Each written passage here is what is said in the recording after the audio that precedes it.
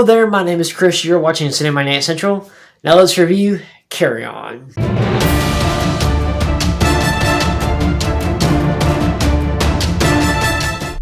Ethan, today is a day that you're going to remember for a very long time, but if you handle it right, you're going to have a chance to forget it. An associate of mine is going to step into your line, and you are going to make sure that his bag clears the machine.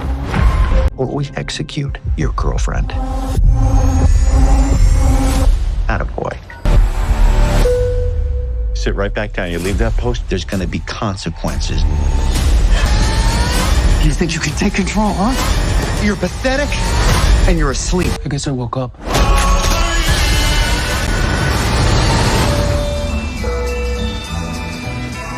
Welcome back to the channel. We're just having a great weekend so far and a great holiday. So this weekend, Netflix has dropped Carry On, which is a new action thriller that stars Taron Edgerton and Jason Bateman. Edgerton plays Ethan, a young TSA agent who encounters a mysterious traveler, played by Bateman, who pulls him into a game of cat and mouse and forces him to allow a mysterious suitcase pass through security and end up on a flight on Christmas Eve. The trailer for this came out a couple months ago, and I was interested in it. It felt very Die Hard-esque. Taron Edgerton, I'm not familiar with any of his work. This is the first time that I've seen of him. I know that he was in Rocket Man. He played Elton John. I just never got around to watching it. I heard it was really good. And then, of course, what really intrigued me, though, was Jason Bateman playing a villain here. And so I was really interested to see how that would kind of play out, because he's never really played an outright villain before. He's always played, these comedic roles. I know in several movies, I know he's played a douchey character here and there. One in particular was in a movie called The X with Zach Braff and Amanda Peet. And so it's been forever since I saw that movie. But yeah, he plays like a complete asshole in that movie. But aside from that, he's never played an outright villain. I was really interested to see how that would play out. And having seen this, I'm here to tell you guys, I had a blast with this. This was a lot of fun. And yes, it's very Die Hard-esque. It's got that... I don't think it's trying to be Die Hard. I think it's trying to do its own little thing. You can definitely see the similarities there. But I think it's...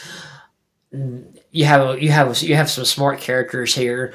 It has that Christmas spirit too, that it has the music, it has the holiday decorations. It may not be overtly in your face like it is in Die Hard, which it still baffles me how people can say that Die Hard ain't a Christmas movie. It is, for the record. I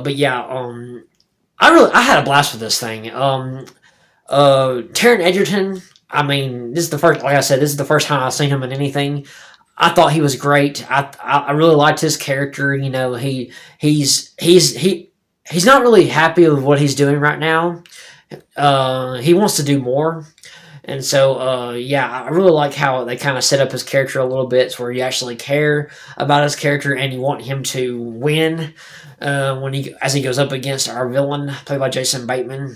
And so, you really care about, and he has a girlfriend who he has to save from this villain, because Jason Bateman, goes by no name, he's just the Traveler.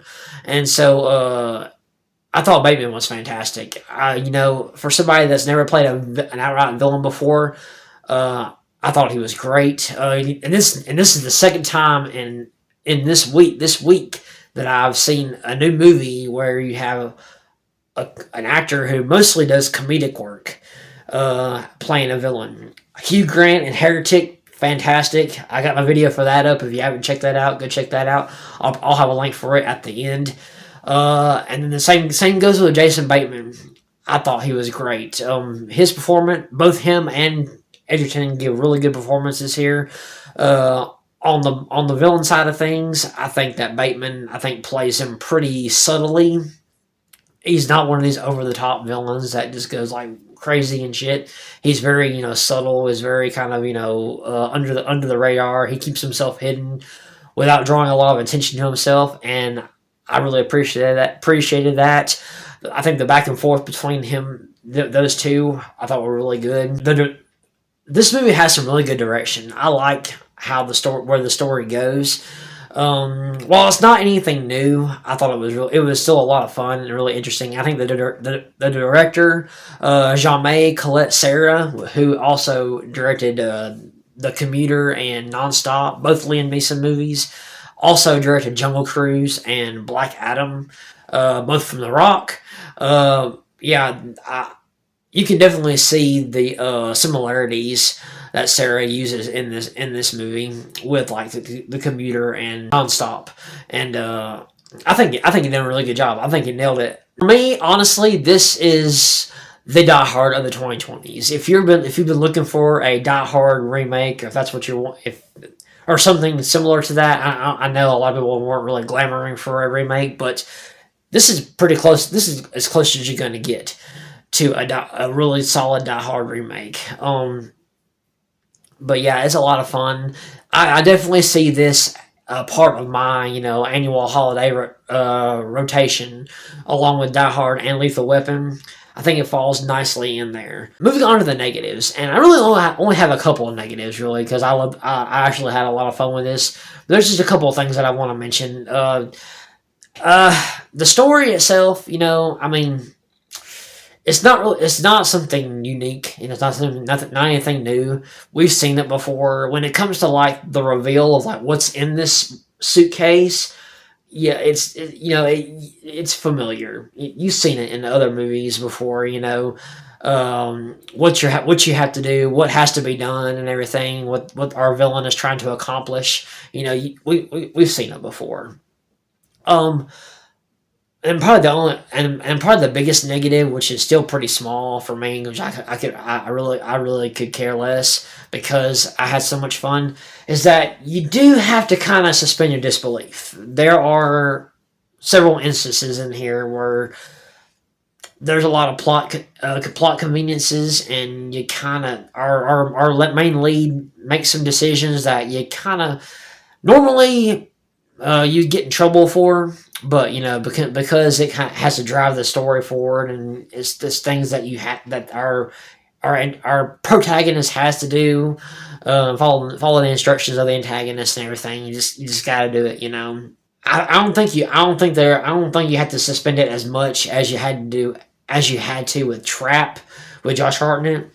That was a real. I mean, as much as I enjoy Trap, I mean, I love Trap. I thought Josh Hartnett was crazy, but was great. But yeah, there's things that happen in there that just make absolutely zero sense.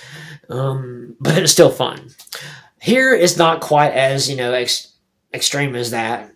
But yeah, there's things happening here that you have to just kind of turn off your brain a little bit. But overall though, this was kind of a surprise.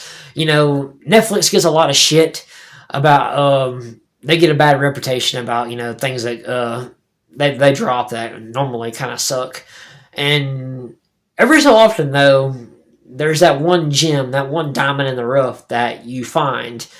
This is that diamond. This is that gem.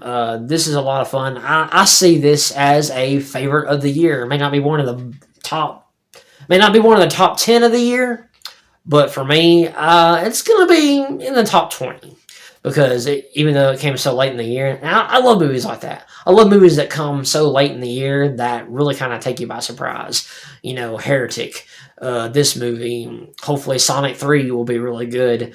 Nosferatu, I'm excited to check that out as well. So yeah, Carry On, a Netflix surprise. I'm going to give Carry On an 8.5 out of 10. Great performances from Edgerton and Bateman. Sophia Carson, who plays his girlfriend, I thought she was great too. So yeah, definitely a home run. So yeah, if you don't want to go to the theater and go see Kraven the Hunter, I would recommend just staying at the home, snuggle up a couch, and watch a good little 90s throwback, Die Hard feeling, solid action thriller, set on Christmas Eve. That's just my thoughts on Carry On. Don't forget to like, subscribe if you haven't already, comment down below. If you already seen Carry On, what did you think of it? Let me know in the comments down below. I love you guys. You guys are the best, and I will see you next time.